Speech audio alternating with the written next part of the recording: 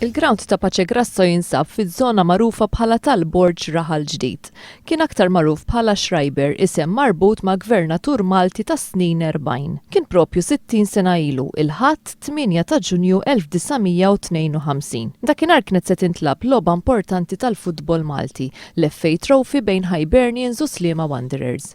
It-tim tal-Hibernians kien tilef, iżda l-partitarji fosthom Victor Paċu Harry Grasso, żewġ akkaniti tat-tim Pawlist, xorta ħarġu l-gassijiet u l-murtali biex jaħarquhom. B'inċident sfortunat xi nar waqa' fil-kaxxa fejn kien hemm il-murtali, bil-konsegwenza li sploda kollox.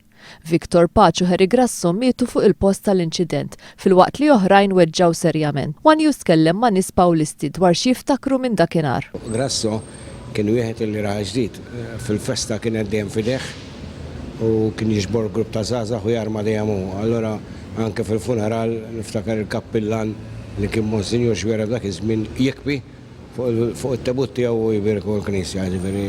In-nies jistennewhom kienu huma meta smajna bit-traċedja mbagħad u dan hu, in-nies konna nafu li tilfu mbagħad wara. Persuni oħra jiftakru fl-atmosfera li kien hemm f'Raħal Ġdid malli xxerdet l-aħbar. Luttu.